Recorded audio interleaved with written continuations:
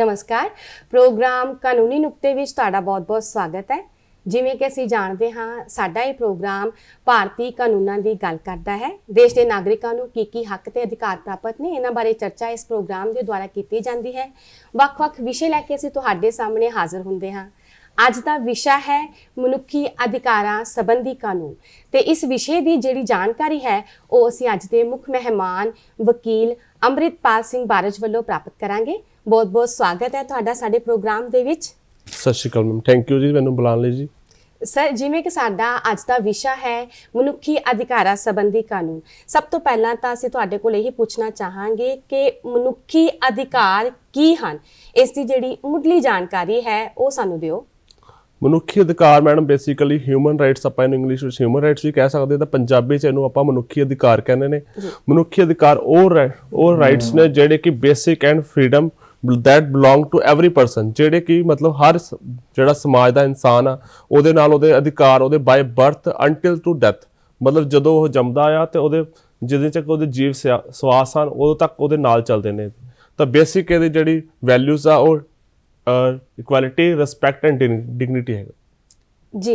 जिवें तुसीं कहा कि कुछ बेसिक जां मुੱਢਲੇ अधिकार ने, ਉਹਦੇ ਮਾਣ ਦਾ अधिकार आदर ਦਾ अधिकार है, ਤੇ ਸਰ ਇਸ ਨੂੰ ਥੋੜਾ ਸੰਖੇਪ ਦੇ ਵਿੱਚ ਦੱਸੋਗੇ? ਬੇਸਿਕਲੀ ਇਹ ਰਾਈਟਸ ਜਿਹੜੇ ਸੀ 10 ਦਸੰਬਰ 1948 ਵਿੱਚ ਜਿਹੜੇ ਸੀ universal declaration of human rights for ਜਿਹੜਾ ਜਨਰਲ ਅਸੈਂਬਲੀ ਹੋਈ ਸੀ ਉਦੋਂ ਹੋਏ ਸੀ। ਤੇ 10 ਦਸੰਬਰ ਨੂੰ ਇਹ ਹਰ ਸਾਲ ਮਨਾਇਆ ਜਾਂਦਾ ਮੈਮ। ਜਿਹੜਾ ਤਿਉਹਾਰ ਹੈ ਇਹਨੂੰ ਤਿਉਹਾਰ ਦੀ ਤਰ੍ਹਾਂ ਮਨਾਇਆ ਜਾਂਦਾ ਤੇ ਜਿੰਨੇ ਵੀ ਸਕੂਲ ਕਾਲਜਿਸ ਤੇ ਯੂਨੀਵਰਸਿਟੀਜ਼ ਨੇ ਸਾਰੇ ਇਹਨੂੰ ਬਹੁਤ ਹੀ ਮਤਲਬ ਉੱਥੇ ਸੈਮੀਨਾਰਸ ਕਰਵਾਉਂਦੇ ਨੇ ਸਕੂਲ ਦੇ ਵਿੱਚ ਤੇ ਬੱਚਿਆਂ ਨੂੰ ਦੱਸਦੇ ਨੇ, ਅਵੇਅਰਨੈਸ ਕਰਦੇ, ਅਵੇਅਰਨੈਸ ਕੈਂਪਸ ਲੱਗਦੇ ਨੇ ਹਿਊਮਨ ਰਾਈਟਸ ਦੇ ਉੱਤੇ। ਤੇ ਜਿਹਦੇ ਆਪਾਂ ਵੀਕਰ ਸੁਸਾਇਟੀ ਨੂੰ ਅਪਲਿਫਟ ਕਰਨ ਵਾਸਤੇ ਇਹਦਾ ਜਿਹੜਾ ਬੇਸਿਕ ਮੂਵਮੈਂਟ ਹੈਗੀ ਜੀ। ਜਿਵੇਂ ਤੁਸੀਂ ਦੱਸਿਆ ਕਿ 10 ਦਸੰਬਰ ਨੂੰ ਇਸ ਨੂੰ ਇੱਕ ਤਿਉਹਾਰ ਦੇ ਤੌਰ ਤੇ ਮਨਾਇਆ ਜਾਂਦਾ ਹੈ। ਜੇ ਤੁਹਾਨੂੰ ਪੁੱਛਣਾ ਚਾਹਾਂਗੇ ਕਿ ਜਦੋਂ ਵੀ ਕੋਈ ਕਾਨੂੰਨ ਬਣਦਾ ਹੈ ਉਹਦੇ ਪਿੱਛੇ ਕੋਈ ਨਾ ਕੋਈ ਖਾਸ ਮੰਤਵ ਜੋ ਹੈ ਉਹ ਜ਼ਰੂਰ ਹੁੰਦਾ ਹੈ, ਤੇ ਜਿਹੜੇ ਮਨੁੱਖੀ ਅਧਿਕਾਰਾਂ ਦੇ ਕਾਨੂੰਨ ਜੋ ਬਣੇ ਨੇ ਇਹਦੇ ਪਿੱਛੇ ਕੀ ਖਾਸ ਮੰਤਵ ਨੇ? ਬੇਸਿਕਲੀ ਇਹਦਾ ਰਾਈਟ ਜਿਹੜਾ ਹੈਗਾ ਵਾ, ਇਹਦਾ ਮਹੱਤਵ ਜਿਹੜਾ ਮਨੁੱਖੀ ਅਧਿਕਾਰ ਦਾ to uplift of the weaker society, ਮਤਲਬ ਜਿਹੜੇ ਸਮਾਜ ਦੇ ਵਿੱਚ ਆਪਣੇ ਜਿਹੜੇ ਆਪਾਂ ਜਿੱਥੇ ਰਹਿੰਦੇ ਪਰਿਵਾਰ ਦੇ ਵਿੱਚ ਆਪਾਂ ਰਹਿੰਦੇ, ਸਾਡੇ ਆਂਢ ਗਵਾਂਢ, ਸਾਡੇ ਮੇਟਸ, ਜਿਹੜਾ ਕੋਈ ਵੀ ਜਿਹੜਾ ਪਰਿਵਾਰ ਦੇ ਵਿੱਚ ਸਾਡੇ ਸੁਸਾਇਟੀ ਦੇ ਵਿੱਚ ਜਿਹੜਾ ਕੋਈ ਵਿਅਕਤੀ ਜਿਹਨੂੰ ਅਧਿਕਾਰਾਂ ਬਾਰੇ ਨਹੀਂ ਪਤਾ, ਜਾਣੂ ਤਾਂ ਨਹੀਂ ਹੈਗਾ, ਪੜ੍ਹਿਆ ਲਿਖਿਆ ਨਹੀਂ ਹੈਗਾ, ਸਾਡਾ ਵੀ ਫਰਜ਼ ਬਣਦਾ, ਸਾਡੀ ਜ਼ਿੰਮੇਵਾਰੀ ਬਣਦੀ ਆ ਨਾਗਰਿਕ ਹੋਣ ਦੇ ਖਾਤਰ ਕਿ ਅਸੀਂ ਬੱਚਿਆਂ ਨੂੰ ਇਨਵਾਈਟ ਕਰਕੇ ਉਹਨਾਂ ਨੂੰ ਸੈਮੀਨਾਰਸ ਕਰੀਏ, ਉਹਨਾਂ ਨੂੰ ਇਸ ਗਿਆਨ ਬਾਰੇ ਦਸੀਏ ਆਪਾਂ। जी, तुसी जिवें कहा है कि ये जिहड़ी जानकारी है सानू सारिਆਂ तक पहुँचानी चाहिए है, पर कई बारी की हुंदा है कि कानून बन ते गए पर उहदी जिहड़ी लोड़ींदी जानकारी है साडे लोकां तक नहीं पहुँचती, जां कह लिया जाए कि जागरूकता जो है वो नहीं हुंदी। ते इस नूं जागरूक करन दे लई इहदे किहड़े-किहड़े स्रोत ने जो मनुखी अधिकारां दे सानू जिੱਥੋਂ सानू ये जानकारी जो है वो मिल सकती है? बेसिकली ਇਹਦੇ ਵਾਸਤੇ ਜੇ ਆਪਾਂ ਸਰਕਾਰਾਂ ਵੱਲੋਂ ਕਾਫੀ ਇਹਦੇ ਮਤਲਬ ਉਪਰਾਲੇ ਕੀਤੇ ਜਾਂਦੇ ਨੇ ਸਰਕਾਰ ਵੱਲੋਂ, ਉਹਦੇ ਵਿੱਚ ਦੱਸਿਆ ਜਾਂਦਾ ਸਾਨੂੰ ਟਾਈਮ ਟੂ ਟਾਈਮ ਸਾਨੂੰ ਇਹ ਦੱਸਿਆ ਜਾਂਦਾ ਹੈਗਾ ਕਿਹੜੀ ਕੋਈ ਅਮੈਂਡਮੈਂਟ ਹੋ ਗਈ ਆ। ਤਾਂ ਬੇਸਿਕਲੀ ਸਾਡਾ ਵੀ ਸਾਨੂੰ ਅਪਡੇਟ ਰਹਿਣਾ ਚਾਹੀਦਾ ਵਾ ਇਸ ਚੱਕਰ ਕਰਕੇ। ਤੇ ਸਾਨੂੰ ਆਪਣੇ ਨਾਲ ਜਿਹੜੇ ਰਹਿੰਦੇ ਆਪਣੇ ਆਂਢ ਗਵਾਂਢ, ਮੈਂ ਤਾਂ ਫਿਰ ਦੁਬਾਰਾ ਉਹੀ ਦੱਸਣਾ ਚਾਹੂੰਗਾ ਕਿ ਆਪਣੇ ਨਾਲ ਆਪਾਂ ਸੁਸਾਇਟੀ ਵਿੱਚ ਜਿੱਥੇ ਵੀ ਆਪਾਂ ਵਿਚਰਦੇ ਜਾਂ ਕਿਤੇ ਜੌਬ ਕਰਦੇ ਹਾਂ ਜਾਂ ਸਾਡਾ ਕੋਈ ਬਿਜ਼ਨਸ ਆ, ਆਪਾਂ ਨੂੰ ਉਹਨਾਂ ਨੂੰ ਆਪਣੇ ਨਾਲ ਰਹਿੰਦੇ ਹੋਏ ਵਿਅਕਤੀਆਂ ਨੂੰ ਜ਼ਰੂਰ ਦੱਸੀਏ ਕਿ ਯਾਰ ਸਾਡੇ ਬੇਸਿਕ ਰਾਈਟਸ ਕੀ ਆ। ਜੇ ਆਪਾਂ ਘਰੋਂ ਸੰਸਕਾਰ ਨਹੀਂ ਸਿੱਖਾਂਗੇ ਤਾਂ ਬਾਹਰ ਜਾ ਕੇ ਅਸੀਂ ਤਾਂ ਹੀ ਗਿਆਨ ਵੰਡਾਂਗੇ ਜੋ ਸਾਨੂੰ ਘਰੋਂ ਸਿੱਖੂਗਾ। ਸਾਡਾ ਪਰਸਨਲੀ ਸਾਡਾ ਫਰਜ਼ ਬਣਦਾ ਅਸੀਂ ਪਰਿਵਾਰ ਦੇ ਵਿੱਚ ਰਹੀਏ, ਬੱਚਿਆਂ ਨੂੰ ਦੱਸੀਏ। ਅਗਰ ਆਪਾਂ ਨੂੰ ਕੋਈ ਵੀ ਰਾਸਤੇ 'ਚ ਆ ਜਾਂਦਾ ਬਹਿੰਦਾ, ਆਪਾਂ ਜਿੱਥੇ ਵੀ ਉੱਠਦੇ ਬਹਿੰਦੇ ਸਾਨੂੰ ਉਹਨਾਂ ਨੂੰ ਗਿਆਨ ਵੰਡੀਏ ਇਸ ਚੀਜ਼ 'ਤੇ। सर, तुसीं कहा तो है कि ज्ञान वंडिए, पर ये की सोर्सिस की स्रोत ने जित्थों ये जानकारी सानू मिलती है? बेसिकली ह्यूमन राइट्स जिहड़ा वा इंटरनेशनल ह्यूमन राइट्स कमीशनस भी बणियां होईयां वा, स्पैसिफिक सरकार दे विच ਉਹਦਾ ਐਕਟ ਵੀ ਬਣਿਆ ਹੋਇਆ ਜਿਹਦੇ ਵਿੱਚ ਉਹਨਾਂ ਨੇ ਪ੍ਰੋਪਰ ਇਹਦੇ ਬਾਰੇ ਗਾਈਡਲਾਈਨਸ ਦੱਸੀਆਂ ਹੋਈਆਂ, ਜਿਹਨੂੰ ਆਪਾਂ ਐਕਟ ਦਾ ਨਾਮ ਹੈ ਪ੍ਰੋਟੈਕਸ਼ਨ ਆਫ ਹਿਊਮਨ ਰਾਈਟਸ 1993। ਇਹਦੇ ਵਿੱਚ ਅਮੈਂਡਮੈਂਟ ਵੀ ਹੋਈ 2019 ਦੇ ਵਿੱਚ ਇਹਦੀ ਅਮੈਂਡਮੈਂਟ ਹੋਈ। ਉਹਨਾਂ ਨੇ ਇਹਨੂੰ ਇੱਕ national human right commission, state human right commission for states, human right courts ਵੀ ਬਣਾਈਆਂ ਜਿੱਥੇ ਕਿਸੇ ਵੀ ਜੇ ਬੰਦੇ ਨਾਲ ਵਿਕਟਿਮ ਹੁੰਦਾ, ਜੇ ਕੋਈ ਲਾਅ ਬ੍ਰੇਕ ਕਰਦਾ, ਉਹਨੂੰ ਹਿਊਮਨ ਰਾਈਟਸ ਦੇ ਅਗੇਂਸਟ ਉਹਨਾਂ ਨੂੰ ਫਿਰ ਉਹ ਅਪੀਲ ਕਰ ਸਕਦੇ, ਕੰਪਲੇਂਟ ਕਰ ਸਕਦੇ ਆ। ਕੰਪਲੇਂਟ ਦੇ ਵਿੱਚ ਮੈਂ ਤੁਹਾਨੂੰ ਮੈਮ ਦੱਸਣਾ ਚਾਹੂੰਗਾ ਇਹ ਬਾਈ ਪਰਸਨਲ ਇਨ ਪਰਸਨ ਵੀ ਕਰ ਸਕਦੇ ਹਾਂ ਅਸੀਂ, ਜਾਂ ਅਸੀਂ ਕੰਪਲੇਂਟ ਬਾਏ ਕੋਈ ਅਪੀਲ ਜਾਂ ਕੋਈ ਹਾਇਰ ਕੋਈ ਵਕੀਲ ਕਰਕੇ ਵੀ ਆਪਾਂ ਕਰ ਸਕਦੇ ਹਾਂ। ਤੇ ਸਰ, ਇਹ ਜਿਹੜੇ ਕਾਨੂੰਨ ਬਣਾਏ ਜਾਂਦੇ ਨੇ ਇਹ ਸਿਰਫ ਭਾਰਤੀ ਵਸਨੀਕਾਂ ਤੇ ਹੀ ਲਾਗੂ ਹੁੰਦੇ ਨੇ ਜਾਂ ਕਿਸੇ ਹੋਰ ਲੋਕਾਂ ਉੱਪਰ ਵੀ ਲਾਗੂ ਹੁੰਦੇ ਨੇ? ਮਨੁੱਖੀ ਅਧਿਕਾਰ ਜਿਹੜੇ ਹੈਗੇ ਨੇ ਪੂਰੇ ਜਿਹੜੇ ਸਿਟੀਜ਼ਨ ਆਫ ਇੰਡੀਆ ਤੇ ਪੂਰੇ ਇੰਟਰਨੈਸ਼ਨਲ ਲੈਵਲ ਤੇ ਹੁੰਦੇ। ਜਦੋਂ ਆਪਾਂ ਇੰਟਰਨੈਸ਼ਨਲ ਲੈਵਲ ਦੀ ਗੱਲ ਕਰੀਏ ਤੇ ਇਹਨਾਂ ਨੂੰ ਆਪਾਂ ਨੈਚੁਰਲ ਰਾਈਟਸ ਕਹਿ ਦਿੰਦੇ। ਜਦੋਂ ਇਹ ਭਾਰਤ ਦੇ ਵਿੱਚ ਹੋਣ ਤੇ ਫਿਰ ਫੰਡਾਮੈਂਟਲ ਰਾਈਟਸ ਜਿਹੜੇ ਕਨਸਟੀਟਿਊਸ਼ਨ ਆਫ ਇੰਡੀਆ ਉਹਦੇ ਤੇ ਲੱਗੇ ਜਾਂਦੇ ਨੇ। ਇਹਦੇ 6 ਫੰਡਾਮੈਂਟਲ ਰਾਈਟਸ ਵੀ ਸੀਗੇ, ਪਹਿਲਾਂ ਇਹ 7 ਸੀਗੇ। ਰਾਈਟ ਟੂ ਪ੍ਰੋਪਰਟੀ ਵੀ ਇਹਦੇ ਵਿੱਚ ਆਉਂਦਾ ਸੀ, ਲੇਕਿਨ ਕੁਝ ਵਰਕਲੋਡ ਜ਼ਿਆਦਾ ਹੋਣ ਕਰਕੇ ਕੋਰਟਸ ਦੇ ਉੱਪਰ ਤੇ ਕਿਤੇ ਪਾਰਟੀਜ਼ ਉਹਨਾਂ ਨੂੰ ਸਟੇਟ ਦਾ ਮਤਲਬ ਕਿ ਬਣਾ ਲੈਂਦੇ ਸੀਗੇ, ਤਾਂ ਕਰਕੇ ਉਹਨਾਂ ਨੇ ਇਹਨਾਂ ਨੂੰ ਐਕਸਕਲੂਡ ਕਰ ਦਿੱਤਾ ਰਾਈਟ ਟੂ ਪ੍ਰੋਪਰਟੀ ਨੂੰ ਵਿੱਚੋਂ ਦੀ। ਤੇ ਹੋਰ ਦੱਸਣਾ ਚਾਹੂੰਗਾ ਇਹ ਜਿਹੜਾ ਪ੍ਰੋਟੈਕਸ਼ਨ ਆਫ ਹਿਊਮਨ ਰਾਈਟ 1993 ਆ, ਇਹਨੂੰ ਡਿਫਾਈਨ ਕੀਤਾ ਗਿਆ ਹੋਇਆ ਸੈਕਸ਼ਨ 2D ਦੇ ਵਿੱਚ, ਜਿਹਦੇ ਕਿ ਬੇਸਿਕਲੀ ਉਹਨਾਂ ਨੇ ਇੰਡੀਵਿਜੂਅਲ ਗਰੰਟੀ ਬਾਈ ਕਨਸਟੀਟਿਊਸ਼ਨ ਦੱਸਿਆ ਹੋਇਆ ਤੇ ਇਨਫੋਰਸਮੈਂਟ ਬਾਈ ਕੋਰਟਸ ਵੀ ਦੱਸਿਆ ਹੋਇਆ। Basically right to life, liberty, dignity ਵਾਸਤੇ। ਸਰ ਤੁਸੀਂ ਗੱਲ ਕੀਤੀ ਹੈ 6 ਫੰਡਾਮੈਂਟਲ ਰਾਈਟਸ ਯਾਨੀ ਕਿ 6 ਬੁਨਿਆਦੀ ਅਧਿਕਾਰ, ਜਿਹਦੇ ਵਿੱਚੋਂ ਜਾਇਦਾਦ ਦਾ ਅਧਿਕਾਰ ਜਿਹੜਾ ਤੁਸੀਂ ਕਿਹਾ ਹੈ ਕਿ ਇਸ ਨੂੰ ਕੱਢ ਦਿੱਤਾ ਗਿਆ ਹੈ। ਸਰ 6 ਜਿਹੜੇ ਫੰਡਾਮੈਂਟਲ ਰਾਈਟਸ ਨੇ ਜਾਂ ਬੁਨਿਆਦੀ ਅਧਿਕਾਰ ਨੇ ਉਹ ਕਿਹੜੇ-ਕਿਹੜੇ ਨੇ? ਜਿਹੜੇ 6 ਫੰਡਾਮੈਂਟਲ ਰਾਈਟ ਟੂ ਇਕੁਐਲਿਟੀ ਆ ਜੀ, ਰਾਈਟ ਟੂ ਰਿਲੀਜੀਅਸ ਆ, ਰਾਈਟ ਅਗੇਂਸਟ ਐਕਸਪਲੋਇਟੇਸ਼ਨ ਆ ਜੀ, ਕਲਚਰ ਐਂਡ ਰਿਲੀਜੀਅਸ ਵਾਸਤੇ ਵੀ ਹੈਗਾ ਜੀ ਇਹਦੇ ਵਿੱਚ। ਬੇਸਿਕਲੀ ਇਹਨਾਂ ਦਾ ਜਿਹੜਾ ਰਾਈਟ ਟੂ ਇਕੁਐਲਿਟੀ, ਬੇਸਿਕਲੀ ਜਿੱਦਾਂ ਆਪਾਂ ਸਮਾਜ ਦੇ ਵਿੱਚ ਜੈਂਡਰ ਦਾ ਆਪਾਂ ਕਿਸੇ ਵਿੱਚ ਵਿਤਕਰਾ ਕਰਦੇ ਹਾਂ ਮੇਲ ਫੀਮੇਲ ਦੇ ਵਿੱਚ, ਉਹ ਬਿਲਕੁਲ ਨਾ ਹੋਵੇ। Equality of law, equal protection of law, ਮਤਲਬ ਸਾਰਿਆਂ ਨੂੰ ਪ੍ਰੋਪਰ ਅਧਿਕਾਰ, ਪ੍ਰੋਪਰ ਰਾਈਟ, ਪ੍ਰੋਪਰ ਲਾਅ ਦਿੱਤਾ ਗਿਆ ਹੈ ਇਹਦੇ ਵਿੱਚ। ਫਿਰ ਰਾਈਟ ਟੂ ਐਨੀ ਡਿਸਕ੍ਰਿਮੀਨੇਸ਼ਨ ਵੀ ਹੈਗਾ ਆ, ਕੋਈ ਜੈਂਡਰ ਦੀ ਡਿਸਕ੍ਰਿਮੀਨੇਸ਼ਨ ਨਾ ਕੀਤੀ ਜਾਵੇ ਇਹਦੇ ਵਿੱਚ ਜੀ। ਜਿਵੇਂ ਤੁਸੀਂ ਦੱਸਿਆ ਕਿ ਕਿਸੇ ਤਰ੍ਹਾਂ ਦਾ ਵੀ ਜੋ ਭੇਦਭਾਵ ਹੈ ਉਹ ਨਹੀਂ ਕੀਤਾ ਜਾਣਾ ਚਾਹੀਦਾ, ਸਾਰਿਆਂ ਨੂੰ ਸਮਾਨਤਾ ਦਾ ਅਧਿਕਾਰ ਹੈ। ਸਰ ਫਿਰ ਗੱਲ ਆਉਂਦੀ ਹੈ ਆਜ਼ਾਦੀ ਦਾ ਅਧਿਕਾਰ। ਸਰ ਕਿਸ ਤਰ੍ਹਾਂ ਦੀ ਆਜ਼ਾਦੀ ਜਿਹੜੀ ਹੈ ਸਾਨੂੰ ਸਾਡਾ ਕਾਨੂੰਨ ਜਿਹੜਾ ਹੈ ਉਹ ਦਿੰਦਾ ਹੈ? ਇਹਦੇ ਵਿੱਚ ma'am civil and political rights ਵੀ ਆ ਜਾਂਦੇ ਨੇ। ਫਿਰ ਆਪਾਂ ਦੇਖੀਏ ਤਾਂ ਇਕਨੋਮਿਕ ਐਂਡ ਸੋਸ਼ਲ ਰਾਈਟਸ ਨੇ। ਸਿਵਲ ਦੇ ਵਿੱਚ ਆਪਾਂ ਰਾਈਟ ਟੂ ਲਾਈਫ ਆ, ਰਾਈਟ ਟੂ ਲਿਬਰਟੀ ਆ, ਰਾਈਟ ਟੂ ਸਿਕਿਉਰਿਟੀ ਆ, ਸੋ ਅਸੀਂ ਪ੍ਰੋਪਰ ਆਪਣੀ ਸਿਕਿਉਰਿਟੀ ਵੀ ਕਰ ਸਕਦੇ ਹਾਂ ਇਹਦੇ ਵਿੱਚ। ਫਿਰ ਇਹਦੇ ਵਿੱਚ ਜੇ ਆਪਾਂ ਪੋਲੀਟੀਕਲ ਦੇਖੀਏ ਤਾਂ ਰਾਈਟ ਟੂ ਵੋਟ ਵੀ ਹੈਗਾ, ਰਾਈਟ ਟੂ ਐਜੂਕੇਸ਼ਨ ਹੈ, ਰਾਈਟ ਟੂ ਇਲੈਕਸ਼ਨਸ ਕੰਟੈਸਟ ਹੈਗਾ। ਉਹਦੇ ਵਿੱਚ ਆਪਾਂ ਜੇ ਤੁਹਾਨੂੰ ਦੱਸਣਾ ਚਾਹਾਂ ਬਰੀਫ ਵਿੱਚ, ਤੇ ਜਿਹੜਾ ਸਿਵਲ ਅਧਿਕਾਰ ਨੇ ਉਹਦੇ 'ਚ ਆਪਾਂ ਨੂੰ ਰਹਿਣ ਦੇ ਪੂਰੇ ਆਪਾਂ ਨੂੰ ਅਧਿਕਾਰ ਨੇ। ਆਪਾਂ ਕਿਤੇ ਵੀ ਰਾਈਟ ਟੂ ਫਰੀडम ਵੀ ਆਪਾਂ ਦੇਖ ਸਕਦੇ ਹਾਂ। ਅਗਰ ਪੋਲੀਟੀਕਲ ਦੇਖੀਏ ਤਾਂ ਰਾਈਟ ਟੂ ਵੋਟ, ਮਤਲਬ ਸਾਡਾ ਅਧਿਕਾਰ ਹੈ 18 ਸਾਲ ਤੋਂ ਉੱਪਰ ਅਸੀਂ ਵੋਟ ਕਾਸਟ ਕਰ ਸਕਦੇ ਹਾਂ। ਫਿਰ ਅਗਰ ਦੇਖੀਏ ਨੋਰਮਲੀ ਤੇ ਰਾਈਟ ਟੂ ਸਾਨੂੰ ਐਜੂਕੇਸ਼ਨ ਆ, ਸਾਨੂੰ ਰਾਈਟ ਟੂ ਕੰਪਲਸਰੀ ਐਜੂਕੇਸ਼ਨ ਵੀ ਹੈਗਾ ਕਿ ਮਤਲਬ ਸਰਕਾਰਾਂ ਸਾਨੂੰ ਬਹੁਤ ਸਾਰੀਆਂ ਫੈਸਿਲਿਟੀਜ਼ ਪ੍ਰੋਵਾਈਡ ਕਰਦੀਆਂ ਜਿਹਦੇ 'ਚ ਆਪਾਂ ਫ੍ਰੀ ਐਜੂਕੇਸ਼ਨ ਵੀ ਅਡਾਪਟ ਕਰ ਸਕਦੇ ਹਾਂ। ਸਰ ਤੁਸੀਂ ਗੱਲ ਕਰ ਰਹੇ ਹੋ ਲਾਈਫ ਦਾ ਅਧਿਕਾਰ, ਜੀਵਨ ਦਾ ਅਧਿਕਾਰ। ਸਰ ਇਹਦੇ ਬਾਰੇ ਜਿਹੜੀ ਹੈ ਜਾਣਕਾਰੀ ਸਾਨੂੰ ਥੋੜੀ ਦਿਓ ਹੋਰ। ਰਾਈਟ ਟੂ ਲਾਈਫ ਵਿੱਚ ਆਪਾਂ ਦੇਖ ਸਕਦੇ ਹਾਂ ਸਾਨੂੰ ਜੀਣ ਦਾ ਅਧਿਕਾਰ ਆ, ਜੀਣ ਦਾ ਅਧਿਕਾਰ, ਸਾਨੂੰ ਮੂਵਮੈਂਟ ਕਰਨ ਦਾ ਅਧਿਕਾਰ, ਰਾਈਟ ਟੂ ਮੂਵਮੈਂਟ ਹੈ, ਰਾਈਟ ਟੂ ਫਰੀडम ਹੈ। ਇਹਦੇ ਵਿੱਚ ਸਾਨੂੰ ਰਾਈਟ ਮਤਲਬ ਬਾਏ ਬਰਥ ਅਸੀਂ ਕਿਤੇ ਵੀ ਆਪਣੀ ਮਰਜ਼ੀ ਨਾਲ ਰਹਿ ਸਕਦੇ ਹਾਂ ਕਿਤੇ ਵੀ। ਮਤਲਬ ਕੋਈ ਇਹੋ ਜਿਹੀ ਪ੍ਰੋਬਲਮ ਤੁਹਾਨੂੰ ਕੋਈ ਕ੍ਰੀਏਟ ਅਗਰ ਆਉਂਦੀ ਆ ਜੇ, ਤੁਹਾਡਾ ਕੋਈ ਰਾਈਟ ਵਾਇਲੇਟ ਕਰਦਾ, ਉਹਨੂੰ ਆਪਾਂ ਫਿਰ violation of a human right, ਮਾਨਵ ਅਧਿਕਾਰ ਦਾ ਆਪਾਂ ਕਹਿ ਸਕਦੇ ਹਾਂ। ਸੋ ਬੇਸਿਕਲੀ ਜੇ ਸਾਨੂੰ ਕੋਈ ਵਾਇਲੇਸ਼ਨ ਹੁੰਦੀ ਕਿਸੇ ਵੀ ਰਾਈਟ ਦੇ, ਤੇ ਆਪਾਂ ਫਿਰ ਮਨੁੱਖੀ ਅਧਿਕਾਰ ਦੇ ਜਿਹੜੇ ਕਮਿਸ਼ਨਸ ਬਣੇ ਹੋਏ ਨੇ ਨੈਸ਼ਨਲ ਸਟੇਟ ਲੈਵਲਸ ਤੇ, ਆਪਾਂ ਉੱਥੇ ਜਾ ਸਕਦੇ ਹਾਂ ਜੀ। ਸਰ ਤੁਸੀਂ ਗੱਲ ਕੀਤੀ ਹੈ ਆਪਣੇ ਰਾਜਨੀਤਿਕ ਤੇ ਸਿਵਲ ਅਧਿਕਾਰਾਂ ਬਾਰੇ, ਹੋਰ ਕਿਹੜੇ-ਕਿਹੜੇ ਅਧਿਕਾਰ ਜਿਹੜੇ ਹੈ ਉਹ ਸਾਡੇ ਦੇਸ਼ ਦੇ ਨਾਗਰਿਕਾਂ ਨੂੰ ਪ੍ਰਾਪਤ ਹਨ? ਇਸ ਤੋਂ ਇਲਾਵਾ ਇਕਨੋਮਿਕ ਤੇ ਸੋਸ਼ਲ ਰਾਈਟਸ ਵੀ ਹੈਗੇ ਨੇ। ਸੋਸ਼ਲ ਰਾਈਟ ਬੇਸਿਕਲੀ ਇਹਦੇ ਵਿੱਚ ਆਪਾਂ ਨੂੰ ਰਾਈਟ ਟੂ ਫੂਡ ਆ, ਰਾਈਟ ਟੂ ਲਾਈਫ ਆ, ਰਾਈਟ ਟੂ ਸ਼ੈਲਟਰ, ਜਿਹਨੂੰ ਆਪਾਂ ਪੰਜਾਬੀ ਵਿੱਚ ਰੋਟੀ, ਕੱਪੜਾ, ਮਕਾਨ ਕਹਿ ਸਕਦੇ ਨੇ। ਆਪਾਂ ਬੇਸਿਕਲੀ ਇਹਦੇ ਵਿੱਚ ਇਹ ਵੀ ਦੱਸ ਸਕਦੇ ਹਾਂ ਕਿ ਜਿਵੇਂ ਇੱਕ ਜੇਲ੍ਹ 'ਚ ਬੰਦਾ ਕੋਈ ਕੋਰਟ ਵੱਲੋਂ ਕਿਸੇ ਨੂੰ ਇੰਪ੍ਰਿਜ਼ਨਮੈਂਟ ਹੋ ਜਾਂਦੀ ਆ, ਤੇ ਉਹਦਾ ਵੀ ਰਾਈਟ ਟੂ ਮਤਲਬ ਕਿ ਆਪਾਂ ਕਹਿ ਸਕਦੇ ਇਕਨੋਮਿਕ ਐਂਡ ਸੋਸ਼ਲ ਰਾਈਟ ਹੈਗਾ ਕਿ ਉਹਨੂੰ ਰੋਟੀ, ਕੱਪੜਾ, ਮਕਾਨ, ਉਸ ਬੰਦੇ ਨੂੰ ਵੀ ਲੋੜ ਹੈ ਉਸ ਚੀਜ਼ ਦੀ ਕਿ ਅਗਲਾ ਜੇ ਅਗਰ ਜੇਲ੍ਹ ਵਿੱਚ ਉਹਨੂੰ ਦਿੱਤਾ, ਉਹਨੂੰ ਇੰਪ੍ਰਿਜ਼ਨਮੈਂਟ, ਲਾਈਫ ਇੰਪ੍ਰਿਜ਼ਨਮੈਂਟ ਵੀ ਹੋ ਸਕਦੀ ਆ, ਤਾਂ ਸਰਕਾਰ ਦੀ ਜ਼ਿੰਮੇਵਾਰੀ ਬਣਦੀ ਆ ਉਹਨੂੰ ਰਹਿਣ ਦੀ ਪੂਰੀ ਸੁਵਿਧਾ ਦਿੱਤੀ ਜਾਵੇ, ਉਹਨੂੰ ਰੋਟੀ ਦਿੱਤੀ ਜਾਵੇ, ਉਹਨੂੰ ਕੱਪੜੇ ਦਿੱਤੇ ਜਾਣ। ਜੀ ਤੁਸੀਂ ਗੱਲ ਕੀਤੀ ਹੈ ਰਹਿਣ ਦਾ ਅਧਿਕਾਰ। ਸਰ ਰਹਿਣ ਦਾ ਅਧਿਕਾਰ ਮਤਲਬ ਇਸ ਨੂੰ ਥੋੜਾ ਸੰਖੇਪ ਵਿੱਚ ਦੱਸੋਗੇ? ਰਹਿਣ ਦਾ ਅਧਿਕਾਰ ਮੈਮ ਤੁਹਾਨੂੰ ਦੱਸ ਸਕਦੇ ਇਹਦੇ ਵਿੱਚ ਆਪਾਂ ਕਿ ਜਿੱਥੇ ਵੀ ਅਸੀਂ ਕਿਤੇ ਸਮਾਜ 'ਚ ਰਹਿੰਦੇ ਹਾਂ ਉਹਦੇ 'ਚ ਆਪਾਂ ਕਿਤੇ ਵੀ ਰਾਈਟ ਟੂ ਮੂਵ ਵੀ ਹੋ ਸਕਦੇ। ਮਤਲਬ ਆਪਾਂ ਜੇਕਰ ਪੰਜਾਬ ਦੇ ਵਿੱਚ ਰਹਿੰਦੇ ਤਾਂ ਆਪਾਂ ਹਰਿਆਣੇ 'ਚ ਮੂਵ ਕੌਣ ਕਰ ਸਕਦੇ ਹਾਂ। ਸਾਡਾ ਰਾਈਟ ਜਿਹੜਾ ਵਿਜ਼ਿਟਿੰਗ ਰਾਈਟ ਹੈਗਾ, ਆਪਾਂ ਕਿਤੇ ਵੀ ਆਪਣੇ ਸੰਸਾਰ ਦੇ ਵਿੱਚ ਕਿਤੇ ਵੀ ਰਹਿ ਸਕਦੇ। ਆਪਾਂ ਵਿਦੇਸ਼ ਜਾਣਾ ਚਾਹੁੰਦੇ ਵਿਦੇਸ਼ ਜਾ ਕੇ ਵੀ ਰਹਿ ਸਕਦੇ ਹਾਂ। ਸਾਡਾ ਕੋਈ ਸਾਨੂੰ ਪੂਰਾ ਨੈਚੁਰਲ ਰਾਈਟਸ ਹੈਗੇ ਨੇ, ਆਪਾਂ ਕਿਤੇ ਵੀ ਜਾ ਕੇ ਮੂਵ ਔਨ ਕਰ ਸਕਦੇ ਹਾਂ। ਸਰ ਗੱਲ ਕਰਦੇ ਹੋ ਰਹਿਣ ਦੇ ਅਧਿਕਾਰ ਦੀ, ਕਈ ਵਾਰੀ ਅਸੀਂ ਦੇਖਦੇ ਹਾਂ ਸੜਕਾਂ ਦੇ ਕਿਨਾਰੇ ਕਈ ਗਰੀਬ ਲੋਕ ਜਿਹੜੇ ਉਹ ਰਹਿੰਦੇ ਨੇ, ਕਿ ਉਹਨਾਂ ਕੋਲ ਵੀ ਇਹੋ ਜਿਹਾ ਕੋਈ ਅਧਿਕਾਰ ਹੈ ਰਹਿਣ ਸਹਿਣ ਦਾ? ਉਹਦੇ 'ਚ ਬੇਸਿਕਲੀ ਜਿੰਨਾ ਚਿਰ ਸਾਨੂੰ ਅਵੇਅਰਨੈਸ ਨਹੀਂ ਹੈਗੀ ਆਪਣੇ ਅਧਿਕਾਰਾਂ ਬਾਰੇ, ਤੇ ਸਰਕਾਰਾਂ ਨੇ ਬਹੁਤ ਸਾਰੀਆਂ ਫੈਸਿਲਿਟੀਜ਼ ਪ੍ਰੋਵਾਈਡ ਕੀਤੀਆਂ ਹੋਈਆਂ ਵਾ।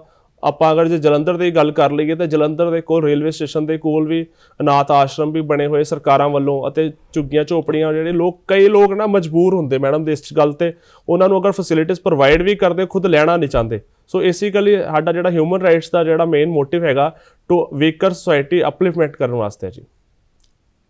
ਕਮਜ਼ੋਰ ਵਰਗ ਨੂੰ ਜਿਹੜਾ ਹੈ ਉਭਾਰਨ ਦੇ ਲਈ ਤੁਸੀਂ ਕਹਿ ਰਹੇ ਹੋ ਕਿ ਉਹਨੂੰ ਉੱਪਰ ਕਰਨ ਦੇ ਲਈ ਕਈ ਸਾਡੇ ਅਧਿਕਾਰ ਜੋ ਕਾਨੂੰਨ ਸਾਨੂੰ ਦਿੰਦਾ ਹੈ। ਤੇ ਸਰ ਇੱਕ ਇੱਥੇ ਗੱਲ ਸਾਹਮਣੇ ਆਉਂਦੀ ਹੈ ਕਿ ਕਈ ਤਰ੍ਹਾਂ ਦਾ ਕਈ ਵਾਰ ਸ਼ੋਸ਼ਣ ਜੋ ਹੈ ਉਹਨੂੰ ਸਾਹਮਣਾ ਕਰਨਾ ਪੈਂਦਾ ਹੈ, ਤੇ ਸ਼ੋਸ਼ਣ ਦੇ ਵਿਰੁੱਧ ਵੀ ਕੋਈ ਅਧਿਕਾਰ ਜੋ ਸਾਡਾ ਕਾਨੂੰਨ ਸਾਨੂੰ ਦਿੰਦਾ ਹੈ? ਬਿਲਕੁਲ ਮੈਡਮ, ਕਨਸਟੀਟਿਊਸ਼ਨ ਆਫ ਲਾਅ ਦੇ ਵਿੱਚ ਸਾਡੇ ਕੋਰਟਸ ਦੇ ਵਿੱਚੋਂ ਬੜਾ ਇੱਕ ਅਮੈਂਡਮੈਂਟ ਸਿਵਲ ਪ੍ਰੋਸੀਜਰ ਕੋਡ ਵੀ ਹੈਗਾ ਆ, ਕ੍ਰਿਮੀਨਲ ਪ੍ਰੋਸੀਜਰ ਕੋਡ ਵੀ ਹੈਗਾ, ਉਹਦੇ ਵਿੱਚ ਸਾਰੇ ਅਧਿਕਾਰ ਲਿਖੇ ਹੋਏ ਆ। ਜੇਕਰ ਬੇਸਿਕਲੀ ਸਾਡਾ ਰਾਈਟਸ ਜੇ ਆਪਾਂ ਪੜ੍ਹੇ ਲਿਖੇ ਐਜੂਕੇਟਿਡ ਆ, ਸਾਡਾ ਮੇਨ ਮੋਟਿਵ ਇਹ ਬਣਦਾ ਕਿ ਆਪਾਂ ਸਾਰੇ ਜਿਹੜੇ ਆਪਣੇ ਸੁਸਾਇਟੀ ਦੇ ਵਿੱਚ ਰਹਿੰਦੇ ਲੋਕ, ਸੰਸਾਰ ਦੇ ਵਿੱਚ ਆਪਾਂ ਕਿਤੇ ਵੀ ਰਹਿੰਦੇ, ਜੇ ਸਾਨੂੰ ਇਸ ਚੀਜ਼ ਬਾਰੇ ਨੌਲੇਜ, ਆਪਾਂ ਨੂੰ ਨੌਲੇਜ ਨੂੰ ਹੋਰ ਅਵੇਅਰਨੈਸ ਲੋਕਾਂ ਵਿੱਚ ਦਈਏ, ਲੋਕਾਂ ਨੂੰ ਉਹਨਾਂ ਦੀ ਹੈਲਪ ਕਰੀਏ। ਸੋ ਬੇਸਿਕਲੀ ਜਿਹੜਾ ਮੇਨ ਮੋਟਿਵ ਆ to promote the human rights, it means ਕਿ ਲੋਕਾਂ ਦੀ ਪ੍ਰੋਟੈਕਸ਼ਨ ਕਰਨਾ। ਤੇ ਸਰਕਾਰਾਂ ਵੱਲੋਂ ਵੀ ਇਸ ਚੀਜ਼ ਤੇ ਬੜੇ ਸੈਮੀਨਾਰਸ ਕੀਤੇ ਜਾ ਰਹੇ ਨੇ। ਬੇਸਿਕਲੀ ਉਹ 10 ਦਸੰਬਰ ਨੂੰ ਇਸੇ ਲਈ ਸੈਲੀਬ੍ਰੇਟ ਨੂੰ ਬੜੀ ਧੂਮਧਾਮ ਨਾਲ ਮਨਾਇਆ ਜਾ ਰਿਹਾ, ਕਿਉਂਕਿ ਬੱਚਿਆਂ ਦੇ ਵਿੱਚ ਅੱਜ ਕੱਲ੍ਹ ਉਤਸ਼ਾਹ ਤਾਂ ਹੈਗੀ ਆ, ਲੇਕਿਨ ਬੱਚਿਆਂ ਨੂੰ ਕੁਝ ਅਵੇਅਰਨੈਸ ਨਹੀਂ ਹੈਗੀਆਂ। ਤੁਸੀਂ ਦੇਖੋ ਸਕੂਲ ਗਰਲਸ ਜਿਹੜੀਆਂ ਜਾਂਦੀਆਂ ਕੁੜੀਆਂ, ਦੇ ਆਰ ਐਜੂਕੇਟਿਡ, ਬਟ ਉਹਨਾਂ ਨੂੰ ਪਤਾ ਹੁੰਦੇ ਹੋਏ ਵੀ ਉਹ ਆਪਣੇ ਅਧਿਕਾਰਾਂ ਨੂੰ ਆਪਣੇ ਯੂਜ਼ ਨਹੀਂ ਕਰਦੇ, ਤੇ ਮਿਸਯੂਜ਼ ਹੋ ਰਿਹਾ ਇਸ ਲਾਅ ਦਾ ਮੈਮ ਕਾਫੀ। ਜੀ, ਮਨੁੱਖੀ ਅਧਿਕਾਰਾਂ ਸੰਬੰਧੀ ਜਿਹੜੇ ਕਾਨੂੰਨ ਤੇ ਬਣ ਗਏ, ਕੀ ਇਹਨਾਂ ਦੀ ਸੁਰੱਖਿਆ ਦੇ ਲਈ ਵੀ ਕੋਈ ਕਾਨੂੰਨ ਜਿਹੜਾ ਹੈ ਉਹ ਬਣੇ ਹੋਏ ਨੇ? ਬਿਲਕੁਲ ਮੈਡਮ, ਮੈਂ ਤੁਹਾਨੂੰ ਦੱਸਣਾ ਚਾਹੂੰਗਾ, ਸੁਰੱਖਿਆ ਵਾਸਤੇ ਵੀ ਸਰਕਾਰਾਂ ਵੱਲੋਂ ਜਿੰਨੀਆਂ ਆਪਣੀਆਂ ਸਟੇਟ ਗਵਰਨਮੈਂਟਸ ਨੇ, ਸੈਂਟਰਲ ਗਵਰਨਮੈਂਟਸ ਨੇ, ਉਹ ਟਾਈਮ ਟੂ ਟਾਈਮ ਇਹਨਾਂ ਤੇ ਕੋਈ ਨਾ ਕੋਈ ਇਹਨਾਂ ਦੀ ਨਵੀਂ ਸੁਪਰੀਮ ਕੋਰਟ, ਹਾਈ ਕੋਰਟਸ ਵਿੱਚ ਜਜਮੈਂਟਸ ਆਉਂਦੀਆਂ ਨੇ ਪ੍ਰੋਪਰ, ਉਹ ਸੈਮੀਨਾਰਸ ਵੀ ਲਾਉਂਦੀਆਂ ਨੇ। ਬੇਸਿਕਲੀ ਤਾਂ ਅਵੇਅਰਨੈਸ ਦੀ ਗੱਲ ਹੀ ਹੈ, ਬੇਸਿਕਲੀ ਅਵੇਅਰਨੈਸ ਦੀ ਗੱਲ ਹੈ, ਜਾਗਰੂਕਤਾ ਦੀ ਗੱਲ ਹੈ। ਤੇ ਹੁਣ ਮੈਂ ਪੁੱਛਣਾ ਚਾਹਾਂਗੀ, ਮੰਨ ਲਓ ਕਿਸੇ ਦੇ ਨਾਲ ਕਿਸੇ ਤਰ੍ਹਾਂ ਦਾ ਸ਼ੋਸ਼ਣ ਹੋ ਜਾਂਦਾ ਹੈ, ਤਾਂ ਉਹ ਲੋਕ ਜੋ ਨੇ ਉਹ ਆਪਣੀ ਸ਼ਿਕਾਇਤ ਜਿਹੜੀ ਹੈ ਉਹ ਕਿੱਥੇ ਦਰਜ ਕਰਵਾ ਸਕਦੇ ਨੇ? ਜਿਹੜਾ ਬੇਸਿਕ ਰਾਈਟ ਹੈਗਾ, ਅਸੀਂ ਜਿੱਥੇ ਵੀ ਆਪਾਂ ਲੋਕੈਲਿਟੀ ਦੇ ਵਿੱਚ ਰਹਿੰਦੇ ਆ ਮੈਡਮ, ਉੱਥੇ ਜੀ ਆਪਾਂ ਨੂੰ ਪਹਿਲਾਂ ਸਾਡੇ ਪੁਲਿਸ ਸਟੇਸ਼ਨਸ ਨੇ, ਸਾਡੇ ਕਮਿਸ਼ਨਰ ਕੋਰਟਸ ਨੇ, ਸਾਡੇ ਅਗਰ ਆਪਾਂ ਰੂਰਲ ਦੀ ਗੱਲ ਕਰੀਏ ਤਾਂ ਸੁਪਰੀਡੈਂਟ ਆਫ ਪੁਲਿਸ ਉੱਥੇ ਐਸਐਸਪੀ ਹੁੰਦਾ ਆ, ਤਾਂ ਅਗਰ ਆਪਾਂ ਸਿਟੀ ਦੀ ਗੱਲ ਕਰੀਏ ਤਾਂ ਉੱਥੇ ਕਮਿਸ਼ਨਰ ਆਫ ਪੁਲਿਸ ਹੁੰਦਾ ਆ। ਪਹਿਲਾਂ ਸਾਡਾ ਫਸਟ ਰੈਮੇਡੀ ਸਾਡੀ ਇਹੀ ਬਣਦੀ ਆ, ਆਪਾਂ ਲੋਕਲ ਜਿਹੜਾ ਪੁਲਿਸ ਸਟੇਸ਼ਨ ਆ ਉਹਨੂੰ ਆਪਾਂ ਕੰਪਲੇਂਟ ਕਰੀਏ ਜੀ, ਕਿ ਲੋਕਲ ਜਿਹੜਾ ਸਟੇਸ਼ਨ ਹੈ ਉੱਥੇ ਆਪਣਾ ਕੰਪਲੇਂਟ ਕਰੀਏ। ਤੇ ਇੱਥੋਂ ਦੀ ਇਸ ਤੋਂ ਅਗਲੀ ਕੋਈ ਕਾਰਵਾਈ ਕੀ ਹੁੰਦੀ ਹੈ ਕੰਪਲੇਂਟ ਕਰਨ ਤੋਂ ਬਾਅਦ, ਸ਼ਿਕਾਇਤ ਦਰਜ ਕਰਨ ਤੋਂ ਬਾਅਦ? ਆਫਟਰ ਲੌਂਚ ਦਾ ਕੰਪਲੇਂਟ ਤੇ ਉਹ ਜਿਹੜਾ ਫਿਰ ਕੋਰਟਸ ਦਾ ਪ੍ਰੋਸੀਜਰ ਆ ਜਾਂਦਾ ਉਹਦੇ ਵਿੱਚ, ਤੇ ਕੋਰਟਸ ਤੇ ਫਿਰ ਉਹਨਾਂ ਦੇ ਜਿਹੜੀ ਟ੍ਰਾਇਲ ਚੱਲਦਾ ਕੋਰਟ ਦੇ ਵਿੱਚ। ਤੇ ਅਗਰ ਤੁਸੀਂ ਸ਼ੋਸ਼ਣ ਦੀ ਗੱਲ ਕਰਦੇ ਸੀਗੇ, ਇਹ ਜਿਹੜਾ ਦਿਨ ਪ੍ਰਤੀ ਦਿਨ ਵੱਧਦਾ ਜਾ ਰਿਹਾ, ਤੇ ਬੇਸਿਕਲੀ ਜਿਹੜੇ ਆਪਾਂ ਨੂੰ ਆਪਾਂ ਪੜ੍ਹੇ ਲਿਖੇ ਲੋਕ ਵੀ ਜਿਹੜੇ ਆ ਇਸ ਗੱਲਾਂ ਤੋਂ ਕਿਸੇ ਆਪਾਂ ਆਪਣੇ ਪਰਿਵਾਰ ਦੇ ਜਾਂ ਕੋਈ ਇੱਜ਼ਤ ਦੀ ਗੱਲ ਕਰੀਏ ਤੇ ਆਪਾਂ ਉਸ ਬਚਾਅ ਨੂੰ ਕਿਸੇ ਵੇਲੇ ਆਪਾਂ ਕੰਪਲੇਂਟ ਹੀ ਨਹੀਂ ਮੂਵ ਕਰਦੇ ਮੈਮ। ਜੀ, ਇਸ ਪ੍ਰੋਗਰਾਮ ਨੂੰ ਥੋੜਾ ਹੋਰ ਅੱਗੇ ਵਧਾਉਂਦਿਆਂ ਹੋਇਆ ਮੈਂ ਪੁੱਛਣਾ ਚਾਹਾਂਗੀ ਸਰ, ਆਰਥਿਕ ਕਾਨੂੰਨ ਕਿਹੜੇ-ਕਿਹੜੇ ਬਣੇ ਨੇ? ਇਸ ਦੇ ਅੰਤਰਗਤ ਕਿਹੜੇ-ਕਿਹੜੇ ਹੱਕ ਸਾਡੇ ਦੇਸ਼ ਦੇ ਨਾਗਰਿਕਾਂ ਨੂੰ ਮਿਲਦੇ ਨੇ? ਮੇਰੇ ਬੇਸਿਕ ਰਾਈਟਸ ਨੇ equality, respect and dignity and natural justice. ਆਪਣੇ ਅਧਿਕਾਰ ਜਿਹੜੇ ਆ ਉਹ ਸਾਨੂੰ ਬਾਏ ਬਰਥ ਮਿਲੇ ਨੇ। ਸੋ ਸਾਨੂੰ ਇਸ ਚੀਜ਼ ਤੇ ਹੀ ਮਤਲਬ ਪ੍ਰਣ ਕਰਨਾ ਚਾਹੀਦਾ ਕਿ ਆਪਾਂ ਜਿੰਨੇ ਵੀ ਸੁਸਾਇਟੀ ਦੇ ਵਿੱਚ ਰਹਿੰਦੇ ਆ ਲੋਕ, ਉਹਨਾਂ ਨੂੰ ਅਵੇਅਰ ਕਰੀਏ।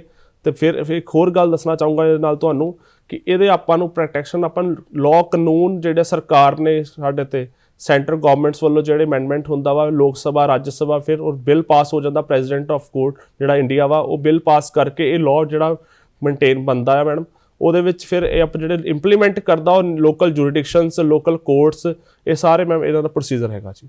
ਜੀ, ਤੇ ਥੋੜੀ ਸੰਖੇਪ ਵਿੱਚ ਹੋਰ ਜਾਣਕਾਰੀ ਜੋ ਹੈ ਦੇਣਾ ਚਾਹੋਗੇ ਕਿ ਕੀ ਇਹਦਾ ਪ੍ਰੋਸੀਜਰ ਹੈ, ਕੀ ਇਹਦਾ ਪ੍ਰੋਸੈਸ ਹੈ? ਮਨੁੱਖੀ ਅਧਿਕਾਰਾਂ ਤੇ ਜਿਹੜਾ ਮੈਂ ਤੁਹਾਨੂੰ ਦੱਸਿਆ ਪ੍ਰੋਟੈਕਸ਼ਨ ਆਫ ਹਿਊਮਨ ਰਾਈਟਸ 1993, ਇਹਦੇ ਵਿੱਚ national state human commission, state human commission for states ਵਾਸਤੇ ਹਿਊਮਨ ਰਾਈਟ ਕੋਰਟਸ ਬਣੀਆਂ, ਪ੍ਰੋਪਰ ਬਣੀਆਂ ਹੋਈਆਂ। ਜਿਹੜਾ ਕਿ ਨੈਸ਼ਨਲ ਹਿਊਮਨ ਰਾਈਟ ਕਮਿਸ਼ਨ ਦਾ ਜਿਹੜਾ ਚੇਅਰਮੈਨ ਹੁੰਦਾ ਜੀ, ਉਹ ਚੀਫ ਜਸਟਿਸ ਆਫ ਇੰਡੀਆ, ਜੱਜਿਸ ਆਫ ਸੁਪਰੀਮ ਕੋਰਟ। ਜਿਹੜੇ ਸਟੇਟਸ ਦੀ ਅਗਰ ਗੱਲ ਕਰੀਏ ਤਾਂ ਜਿਹੜਾ chief justice of high court and the judges of high court, that will be a members of the chairperson of the human rights। ਜਿਹੜਾ human rights courts ਨੇ ਉਹਦੇ ਵਿੱਚ ਸਪੈਸੀਫਿਕ ਉਹਨਾਂ ਦਾ ਸਪੈਸ਼ਲ ਕੋਰਟ ਦੇ ਉਹਨਾਂ ਦੇ ਪ੍ਰੋਸੀਜਰਸ ਨੇ, ਫਿਰ ਉਹਨਾਂ ਦੇ ਸਪੈਸ਼ਲ ਪਬਲਿਕ ਪ੍ਰੋਸੀਕਿਊਟਰਸ, ਸਰਕਾਰੀ ਵਕੀਲ ਆਪਾਂ ਉਹਨਾਂ ਨੂੰ ਕਹਿ ਸਕਦੇ, ਉਹਨਾਂ ਦੇ ਪ੍ਰੋਪਰ ਪ੍ਰੋਸੈਸ ਹੈ ਉਹਦੇ ਵਿੱਚ ਅਗਰ ਇਹ ਜਿਹੜੀ ਕੰਪਲੇਂਟ ਆਪਾਂ ਮੂਵ ਔਨ ਕਰਨੀ ਇਨ ਪਰਸਨ ਵੀ ਕਰ ਸਕਦੇ ਹਾਂ ਜਾਂ ਥਰੂ ਐਨੀ ਪਰਸਨ ਕਰ ਸਕਦੇ ਹਾਂ। ਜੇ ਤੁਸੀਂ ਗੱਲ ਕੀਤੀ ਸੀ ਕਿ ਸਾਨੂੰ ਜਿਹੜੇ ਸਾਡਾ ਕਾਨੂੰਨ ਹੈ ਇੰਨੇ ਅਧਿਕਾਰ ਜੋ ਹੈ ਮਨੁੱਖੀ ਅਧਿਕਾਰ ਦਿੰਦਾ ਹੈ, ਕਿ ਸਿੱਖਿਆ ਦੇ ਖੇਤਰ ਵਿੱਚ ਵੀ ਕੋਈ ਸਾਨੂੰ ਅਧਿਕਾਰ ਮਿਲੇ ਹੋਏ ਹਨ? ਬਿਲਕੁਲ ਮੈਡਮ, ਤੁਹਾਨੂੰ ਮੈਂ ਦੱਸਣਾ ਚਾਹੂੰਗਾ ਰਾਈਟ ਟੂ ਐਜੂਕੇਸ਼ਨ ਇਹ ਕਨਸਟੀਟਿਊਸ਼ਨ ਆਫ ਇੰਡੀਆ ਦੇ ਵਿੱਚ ਫੰਡਾਮੈਂਟਲ ਰਾਈਟਸ ਨੇ ਜਿਹੜੇ ਕਿ ਨੈਚੁਰਲ ਰਾਈਟਸ ਨੇ ਸਾਡੇ ਵਿੱਚ ਕਨਸਟੀਟਿਊਸ਼ਨ ਦੇ ਵਿੱਚ ਤੇ ਫੰਡਾਮੈਂਟਲ ਰਾਈਟਸ ਕੰਸੀਡਰ ਕਰਦੇ ਨੇ। ਇਹਦੇ ਵਿੱਚ ਆਪਾਂ ਇਹ ਕਹਿ ਸਕਦੇ ਰਾਈਟ ਟੂ ਐਜੂਕੇਸ਼ਨ ਮੀਨਸ ਅਸੀਂ ਅਗਰ ਕੋਈ ਵੀ ਬੰਦਾ ਕਿਸੇ ਟਾਈਮ ਵੀ ਪੜ੍ਹਨਾ ਚਾਹਵੇ ਉਹਦੀ ਏਜ ਫੈਕਟਰ ਕੰਸੀਡਰ ਨਹੀਂ ਹੋਊਗੀ ਇਹਦੇ ਵਿੱਚ। ਅਗਰ ਕੋਈ ਬੰਦਾ 50 ਸਾਲ ਦਾ ਆ, ਅਗਰ ਉਹਨੇ ਗ੍ਰੈਜੂਏਸ਼ਨ ਅਗਰ +2 ਕੀਤੀ ਹੋਈ ਆ, ਅਗਰ ਉਹਨੇ ਆਪਣੀ ਪੜ੍ਹਾਈ ਛੱਡ ਚੁੱਕਾ, ਅਗਰ ਉਹ 30 ਸਾਲ ਦਾ ਹੋਏ ਚਾਹੇ 50 ਸਾਲ ਦਾ ਹੋਏ, ਅਗਰ ਉਹ ਆਪਣੀ ਕੰਟੀਨਿਊ ਕਰਨਾ ਚਾਹੁੰਦਾ ਪੜ੍ਹਾਈ ਨੂੰ, ਉਹ ਕਿਸੇ ਟਾਈਮ ਵੀ ਉਹ ਆਪਣਾ ਰਾਈਟ ਜਿਹੜਾ ਵਾ ਪ੍ਰਵੇਲ ਕਰ ਸਕਦਾ ਤੇ ਰਾਈਟ ਟੂ ਐਜੂਕੇਸ਼ਨ ਨੂੰ ਕੰਸੀਡਰ ਕਰ ਸਕਦਾ ਮੈਮ। ਤੇ ਰਾਈਟ ਟੂ ਐਜੂਕੇਸ਼ਨ ਵਾਸਤੇ ਉਹ ਕਿਸੇ ਵੇਲੇ ਵੀ ਕਿਸੇ ਕੰਟਰੀ ਵਿੱਚ ਵੀ ਕਿਸੇ ਸਟੇਟ ਵਿੱਚ ਵੀ ਜਾ ਕੇ ਆਪਣੀ ਐਜੂਕੇਸ਼ਨ ਨੂੰ ਕੰਟੀਨਿਊ ਕਰ ਸਕਦਾ। ਜਾਨੀ ਉਸ ਦੇ ਨਾਲ ਜੋ ਹੈ ਵਿਦਿਆਰਥੀ ਦੇ ਨਾਲ ਕਿਸੇ ਤਰ੍ਹਾਂ ਦਾ ਵੀ ਜੋ ਹੈ ਭੇਦਭਾਵ ਨਹੀਂ ਹੋ ਸਕਦਾ, ਚਾਹੇ ਉਹ ਉਸਦੇ ਕਹਿ ਲਓ ਉਮਰ ਦੇ ਆਧਾਰ ਤੇ ਵੀ ਕਹਿ ਰਹੇ ਹੋ, ਲਿੰਗ ਦੇ ਆਧਾਰ ਤੇ ਵੀ ਕਹਿ ਰਹੇ ਹੋ, ਤੇ ਜਗ੍ਹਾ ਦੇ ਆਧਾਰ ਤੇ ਵੀ ਉਹ ਕਿਸੇ ਵੀ ਜਗ੍ਹਾ ਤੇ ਜਾ ਕੇ ਜਿਹੜੀ ਆਪਣੀ ਪੜ੍ਹਾਈ ਹੈ ਉਸ ਨੂੰ ਮੁਕੰਮਲ ਕਰ ਸਕਦਾ ਹੈ। ਤੇ ਸਰ ਇੱਕ ਹੈ ਤੁਸੀਂ ਦੱਸਿਆ ਆਜ਼ਾਦੀ ਦਾ ਅਧਿਕਾਰ, ਕਿਸ ਤਰ੍ਹਾਂ ਦੀ ਜਿਹੜੀ ਆਜ਼ਾਦੀ ਹੈ ਸਾਡਾ ਸੰਵਿਧਾਨ ਸਾਨੂੰ ਦਿੰਦਾ ਹੈ? ਰਾਈਟ ਟੂ ਇਹਨੂੰ ਆਪਾਂ ਫਰੀडम ਕਹਿ ਸਕਦੇ ਹਾਂ, ਆਜ਼ਾਦੀ ਕਹਿ ਸਕਦੇ ਹਾਂ। ਇਹਦੇ ਵਿੱਚ ਸਾਨੂੰ ਰਾਈਟ ਟੂ ਸਪੀਕ ਮਤਲਬ ਆਪਾਂ ਕੁਛ ਵੀ ਮਤਲਬ ਆਪਾਂ ਕਿਸੇ ਨੂੰ ਵੀ ਡਿਸਕ੍ਰਿਮੀਨੇਸ਼ਨ ਨਹੀਂ ਕਰਨਾ, ਮਤਲਬ ਆਪਾਂ ਰਾਈਟ ਟੂ ਸਪੀਚ ਹੈਗਾ ਆ, ਰਾਈਟ ਟੂ ਅਸੈਂਬਲੀ ਹੈ, ਰਾਈਟ ਟੂ ਐਸੋਸੀਏਟ ਆ, ਰਾਈਟ ਟੂ ਮੂਵਮੈਂਟ ਆ, ਰਾਈਟ ਟੂ ਪ੍ਰੋਫੈਸ਼ਨ ਆ, ਰਾਈਟ ਟੂ ਰੈਜ਼ੀਡੈਂਸ ਆ। ਇਹਦੇ ਵਿੱਚ ਆਪਾਂ ਕਿਤੇ ਵੀ ਮਤਲਬ ਆਪਾਂ ਅਲੱਗ-ਅਲੱਗ ਤਰੀਕੇ ਦੇ ਜਿਹੜੇ ਰਾਈਟਸ ਨੇ, ਇੱਕ ਕਨਸਟੀਟਿਊਸ਼ਨ ਦਾ ਹੀ ਫੰਡਾਮੈਂਟਲ ਰਾਈਟ ਆ ਜਿਹੜਾ ਕਿ ਕਨਸਟੀਟਿਊਸ਼ਨ ਆਫ ਇੰਡੀਆ ਦੇ ਵਿੱਚ ਚੈਪਟਰ 9 ਦੇ ਵਿੱਚ ਇਹਨੂੰ ਬਹੁਤ ਅੱਛੀ ਤਰ੍ਹਾਂ ਡਿਫਾਈਨ ਕੀਤਾ ਗਿਆ। ਰਾਈਟ ਟੂ ਮੂਵਮੈਂਟ ਦੀ ਗੱਲ ਕੀਤੀ ਹੈ, ਯਾਨੀ ਕਿ ਘੁੰਮਣ ਫਿਰਨ ਦਾ ਅਧਿਕਾਰ। ਸਰ ਇਹਦੇ ਬਾਰੇ ਜਿਹੜੀ ਸੰਖੇਪ ਜਾਣਕਾਰੀ ਸਾਡੇ ਦਰਸ਼ਕਾਂ ਨਾਲ ਸਾਂਝੀ ਕਰੋ। ਰਾਈਟ ਟੂ ਮੂਵਮੈਂਟ ਇਹ ਰਾਈਟ ਟੂ ਫਰੀडम ਦੇ ਵਿੱਚ ਕੰਸੀਡਰ ਹੁੰਦਾ ਜੀ ਚੈਪਟਰ 9 ਦੇ ਵਿੱਚ। ਇਹਦੇ ਵਿੱਚ ਰਾਈਟ ਟੂ ਮੂਵਮੈਂਟ ਅਸੀਂ ਕਿਸੇ ਕੰਟਰੀ ਵਿੱਚ ਵੀ ਕਿਸੇ ਟਾਈਮ ਵੀ ਅਗਰ ਸਾਨੂੰ ਕੋਈ ਅਗਰ ਆਪਾਂ ਬਾਹਰਲੇ ਮੁਲਕ ਜਾਣਾ ਚਾਹੁੰਦੇ ਹਾਂ, ਅਗਰ ਸਾਨੂੰ ਵੀ ਉੱਧਰਲੀ ਕੰਟਰੀ ਸਾਨੂੰ ਵੀਜ਼ਾ ਅਗਰ ਸਾਨੂੰ ਪ੍ਰੋਵਾਈਡ ਕਰਦੀ ਆ ਤੇ ਆਪਾਂ ਕਿਸੇ ਟਾਈਮ ਵੀ ਕਦੋਂ ਵੀ ਜਾ ਸਕਦੇ ਹਾਂ। ਬਸ ਉਹਦੀ ਇੱਕ ਸ਼ਰਤ ਜਿਹੜੀ ਕਿ ਉਹ ਦੇਖਦੀ ਆ ਕੰਟਰੀ ਕਿ ਇਹ ਬੰਦਾ ਕਿਸੇ ਵੀ ਕੇਸ ਵਿੱਚ ਜਾਂ ਕਿਸੇ ਵੀ ਕਾਰਨਵਸ਼ ਕਰਕੇ ਕਿਸੇ ਦਾ ਅਕਿਊਜ਼ ਨਾ ਹੋਵੇ ਕਿਸੇ ਵੀ ਕੇਸ ਵਿੱਚ। ਅਗਰ ਉਹਦਾ ਬਿਲਕੁਲ ਅਗਰ ਉਹਦੇ ਸਾਰੇ ਡਾਕੂਮੈਂਟਸ ਕਲੀਅਰ ਨੇ ਉਹ ਕਿਸੇ ਵੀ ਜਾ ਕੇ ਪ੍ਰਵੇਲ ਕਰ ਸਕਦਾ ਤੇ ਕਿਸੇ ਵੀ ਕੰਟਰੀ ਦੇ ਵਿੱਚ move on through out the world ਕਿਤੇ ਵੀ ਮੂਵ ਔਨ ਕਰ ਸਕਦਾ। ਸਰ ਤੁਸੀਂ ਗੱਲ ਕੀਤੀ ਹੈ ਕਿ ਕਿਤੇ ਵੀ ਜਿਹੜਾ ਹੈ ਮੂਵ ਔਨ ਕਰ ਸਕਦਾ ਹੈ, ਤੇ ਸਰ ਸਾਡੇ ਮੁਲਕ ਦੇ ਬਣੇ ਹੋਏ ਜਿਹੜੇ ਅਧਿਕਾਰ ਨੇ ਉਹ ਬਾਹਰਲੇ ਮੁਲਕਾਂ ਨਾਲ ਕਿੱਦਾਂ ਇਹ ਡੀਲ ਕਰਦੇ ਨੇ? ਇਹਦੇ ਵਿੱਚ ਮੈਂ ਤੁਹਾਨੂੰ ਦੱਸਣਾ ਚਾਹੂੰਗਾ ਜਿਹੜਾ ਹਿਊਮਨ ਰਾਈਟਸ ਮਨੁੱਖੀ ਅਧਿਕਾਰ ਆ ਇਹ ਬਹੁਤ ਹੀ ਜ਼ਿਆਦਾ ਇੰਟਰਨੈਸ਼ਨਲ ਹਿਊਮਨ ਰਾਈਟਸ ਤੇ ਵੀ ਕੰਸੀਡਰ ਹੋ ਚੁੱਕਾ ਹੋਇਆ ਵਾ। ਇਹਦੇ ਕਰਕੇ ਆਪਾਂ ਕਿਸੇ ਜਿਹੜੇ ਇੰਟਰਨੈਸ਼ਨਲ ਕੰਟਰੀਜ਼ ਦੇ ਨਾਲ ਆਪਾਂ ਹੋਰ ਜਿਹੜੇ ਮੁਲਕਾਂ ਦੇ ਨਾਲ ਟੋਟਲ ਜਦੋਂ ਇਹ universal declaration of human rights ਜਦੋਂ ਇਹ ਬਣਿਆ ਸੀ 10 ਦਸੰਬਰ 1948 ਵਿੱਚ, ਇਹਦੀਆਂ ਉਸ ਟਾਈਮ ਤੇ 50 ਕੰਟਰੀਆਂ ਦੇ ਨਾਲ ਇਹਨਾਂ ਦਾ ਇੱਕ ਡੈਕਲੇਰੇਸ਼ਨ ਜਿਹਨੂੰ ਇੱਕ ਡਾਕੂਮੈਂਟਰੀ ਕਹਿ ਸਕਦੇ ਆਪਾਂ ਉਹ ਕੰਸੀਡਰ ਹੋਇਆ ਸੀਗਾ ਤੇ 48 ਕੰਟਰੀਜ਼ ਨੇ ਇਹਨਾਂ ਨੂੰ ਜਿਹੜੀ ਤਵੱਜੋ ਦਿੱਤੀ ਸੀ। ਆਪਣਾ ਇੰਡੀਆ ਜਿਹੜਾ ਭਾਰਤ ਆ ਉਹ ਇਸ ਡਾਕੂਮੈਂਟ ਦੇ ਵਿੱਚ ਉਹਨੇ ਵੀ ਇਹਨੂੰ ਸਾਈਨ ਕੀਤਾ ਸੀਗਾ, ਤਾਂ ਕਰਕੇ ਇਹਨੂੰ ਇੰਡੀਆ ਦੇ ਵਿੱਚ ਵੀ ਸੈਲੀਬ੍ਰੇਟ ਕੀਤਾ ਜਾਂਦਾ ਆ। ਇਹਦੇ ਨਾਲ international treaties, customs, official documents ਜੋ ਵੀ ਭਾਰਤ ਦੇ ਜਾਂ ਬਾਹਰ ਸਮਾਜ ਦੇ ਵਿੱਚ ਇੰਟਰਨੈਸ਼ਨਲ ਜਿੱਦਾਂ ਆਪਾਂ ਤੁਹਾਨੂੰ ਦੱਸਣਾ ਚਾਹੂੰਗਾ, ਅਗਰ ਆਪਾਂ ਕਿਸੇ ਬਾਹਰਲੀ ਕੰਟਰੀ ਦੇ ਨਾਲ ਆਪਾਂ ਕੋਈ ਵੀ ਡੀਲਿੰਗ ਕਰਦੇ ਹਾਂ ਬਿਜ਼ਨਸ ਪਰਪਸ ਵਾਸਤੇ ਹੋਏ ਜਾਂ ਸਾਡਾ ਕੋਈ ਇੰਡੀਆ ਦਾ ਭਾਰਤੀ, ਤੁਸੀਂ ਯੂਕਰੇਨ ਦਾ ਲਾਸਟ ਟਾਈਮ ਪਿੱਛੇ ਬਹੁਤ ਪ੍ਰੋਬਲਮ ਆ ਗਈ ਸੀ ਆਪਣੇ ਬੱਚਿਆਂ ਨੂੰ, ਅਗਰ ਸਾਡੀਆਂ ਭਾਰਤ ਦੀਆਂ ਬਾਹਰਲੀ ਕੰਟਰੀਜ਼ ਦੇ ਨਾਲ ਸਾਡੇ ਸੰਬੰਧ ਚੰਗੇ ਨੇ ਤੇ ਤਾਂ ਹੀ ਕਰਕੇ ਫਿਰ ਉਹ ਜਿਹੜੀ ਸਾਡੇ ਐਗਰੀਮੈਂਟਸ ਜਿਹੜੇ ਆਪਣੇ PM ਸਾਹਿਬ ਵੱਲੋਂ ਕੀਤੇ ਜਾਂਦੇ ਨੇ, ਗਵਰਨਮੈਂਟ ਆਫ ਇੰਡੀਆ ਵੱਲੋਂ ਜਿਹੜੀਆਂ ਉਹਨਾਂ ਦੇ ਅਦਾਰਿਆਂ ਵੱਲੋਂ ਕੀਤੇ ਜਾਂਦੇ ਨੇ, ਉਹਦੇ ਕਰਕੇ ਸਾਡੇ ਅਗਰ ਰਿਲੇਸ਼ਨਸ ਅੱਛੇ ਨੇ ਤਾਂ ਸਾਡੀ ਟ੍ਰੀਟੀਜ਼ ਬਣਦੀ ਨੇ, ਸਾਡੇ ਐਗਰੀਮੈਂਟਸ ਹੁੰਦੇ ਨੇ ਇਹਦੇ ਵਿੱਚ ਤੇ ਇਹਨਾਂ ਦੇ ਸਾਡੇ ਬਿੱਲ ਪਾਸ ਹੁੰਦੇ ਨੇ। ਉਹ ਬੇਸਿਕਲੀ ਇਹ ਸਾਰਾ ਇੰਟਰਨੈਸ਼ਨਲ ਲਾਅ ਇਹਨੂੰ ਆਪਾਂ ਕਹਿ ਸਕਦੇ ਹਾਂ। ਬੇਸਿਕਲੀ ਇਹਦਾ ਮੇਨ ਮੋਟਿਵ ਆ ਕਿ to improve the society, to promote the human beings, to promote the and to protect the human beings. To protect the human being. ਤੇ ਸਰ ਅਸੀਂ ਪੁੱਛਣਾ ਚਾਹਾਂਗੇ ਇੱਕ ਜਿਹੜਾ ਅਧਿਕਾਰ ਹੈ ਰਾਈਟ ਟੂ ਰਿਲੀਜਨ, ਤੇ ਸਰ ਧਰਮ ਨੂੰ ਚੁਣਨ ਦਾ ਅਧਿਕਾਰ ਜੋ ਹੈ ਇਹਦੇ ਬਾਰੇ ਜਿਹੜੀ ਜਾਣਕਾਰੀ ਹੈ ਇਹ ਵੀ ਸਾਨੂੰ ਦਿਓ। ਬਿਲਕੁਲ, ਇਹ ਵੀ ਸਾਡਾ ਨੈਸ਼ਨਲ ਤੇ ਸਾਡਾ ਨੇਚਰ ਰਾਈਟ ਆ, ਨੈਚੁਰਲ ਰਾਈਟਸ, ਮੋਰ ਓਵਰ ਸਾਡਾ ਫੰਡਾਮੈਂਟਲ ਰਾਈਟਸ ਆ ਜਿਹੜਾ ਅਸੀਂ ਕਿਸੇ ਵੀ ਧਰਮ ਨੂੰ ਕਿਸੇ ਵੀ ਧਰਮ 'ਚ ਆਪਾਂ ਕਨਵਰਟ ਹੋ ਸਕਦੇ ਹਾਂ। ਇਹ ਸਾਡਾ ਇੱਕ ਫੰਡਾਮੈਂਟਲ ਰਾਈਟ ਆ ਜਿਹਦੇ ਵਿੱਚ ਅਸੀਂ ਸਾਡਾ ਜੋ ਮਨ ਚਾਹੁੰਦਾ ਆ ਕਿਸੇ ਵੀ ਧਰਮ ਨਾਲ ਅਸੀਂ ਡੀਲ ਕਰਦੇ ਆ। ਇਹ ਤਾਂ ਚਲੋ ਪਰਮਾਤਮਾ ਦੀ ਕਿ ਸਾਰੇ ਹੀ ਮਤਲਬ ਕਿ ਲਿਖਿਆ ਜਾਂਦਾ ਹੈ ਕਿ ਰੱਬ ਇੱਕ ਵਾ। ਸੋ ਸਾਨੂੰ ਇਹੀ ਆ ਕਿ ਕੋਈ ਵੀ ਇਨਸਾਨ ਜਿਹੜਾ ਕਿ ਸਿਟੀਜ਼ਨ ਆਫ ਇਸ ਜਿਹੜਾ ਕੰਟਰੀ ਦਾ ਵਸਨੀਕ ਆ ਉਹ ਕਿਸੇ ਵੀ ਧਰਮ ਵਿੱਚ ਕਨਵਰਟ ਹੋ ਸਕਦਾ ਤੇ ਇਸ ਤੇ ਕੋਈ ਵੀ ਪਾਬੰਦੀ ਨਹੀਂ ਹੈਗੀ। ਜੀ, ਤੁਸੀਂ ਦੱਸਿਆ ਕਿ ਜਿਹੜਾ ਸਾਡਾ ਸੰਵਿਧਾਨ ਹੈ ਸਾਨੂੰ ਕਈ ਪ੍ਰਕਾਰ ਦੇ ਜਿਹੜੇ ਅਧਿਕਾਰ ਹੈ ਦਿੰਦਾ ਹੈ ਤਾਂ ਜੋ ਕੋਈ ਵੀ ਵਿਅਕਤੀ ਕੋਈ ਵੀ ਮਨੁੱਖ ਹੈ ਉਹਦੇ ਨਾਲ ਜੋ ਹੈ ਕੋਈ ਵਿਤਕਰਾ ਜਾਂ ਕਿਸੇ ਵੀ ਤਰ੍ਹਾਂ ਦਾ ਭੇਦਭਾਵ ਨਾ ਹੋਵੇ, ਚਾਹੇ ਉਹ ਭੇਦਭਾਵ ਰੰਗ ਦੇ ਆਧਾਰ ਤੇ ਹੈ, ਧਰਮ ਦੇ ਆਧਾਰ ਤੇ ਹੈ, ਇਹ ਲਿੰਗ ਦੇ ਆਧਾਰ ਤੇ ਹੈ, ਕਿਸੇ ਤਰ੍ਹਾਂ ਦਾ ਜਿਹੜਾ ਭੇਦਭਾਵ ਉਹਦੇ ਨਾਲ ਨਾ ਹੋਵੇ। ਆਪਣੇ ਆਪ ਨੂੰ ਜੋ ਹੈ ਦੇਸ਼ ਦਾ ਨਾਗਰਿਕ ਹੋਣ ਦੇ ਨਾਤੇ ਜੋ ਹੈ ਉਸ ਨੂੰ ਮਾਣ ਮਹਿਸੂਸ ਹੋਵੇ ਤੇ ਆਪਣੇ ਆਪ ਨੂੰ ਸਰੀਰਕ ਤੌਰ ਤੇ, ਬੌਧਿਕ ਤੌਰ ਤੇ, ਮਾਨਸਿਕ ਤੌਰ ਤੇ ਜੋ ਹੈ ਉਹ ਸੁਰੱਖਿਅਤ ਮਹਿਸੂਸ ਕਰੇ। ਤੇ ਸਾਡਾ ਜਿਹੜਾ ਭਾਰਤੀ ਕਾਨੂੰਨ ਹੈ ਕਈ ਤਰ੍ਹਾਂ ਦੇ ਮਾਨਵੀ ਅਧਿਕਾਰ ਸਾਨੂੰ ਦਿੰਦਾ ਹੈ ਤੇ ਤੁਸੀਂ ਸਾਡੇ ਇਸ ਪ੍ਰੋਗਰਾਮ ਦਾ ਹਿੱਸਾ ਬਣੇ ਤੇ ਉਮੀਦ ਕਰਦੇ ਹਾਂ ਸਾਡੇ ਦਰਸ਼ਕਾਂ ਨੂੰ ਜਿਹੜੀ ਇਹ ਜਾਣਕਾਰੀ ਹੈ ਬੜੀ ਲਾਹੇਵੰਦ ਰਹੇਗੀ। ਤੁਸੀਂ ਆਪਣਾ ਇੰਨਾ ਕੀਮਤੀ ਸਮਾਂ ਸਾਡੇ ਇਸ ਪ੍ਰੋਗਰਾਮ ਨੂੰ ਦਿੱਤਾ, ਬਹੁਤ ਬਹੁਤ ਧੰਨਵਾਦ। ਧੰਨਵਾਦ।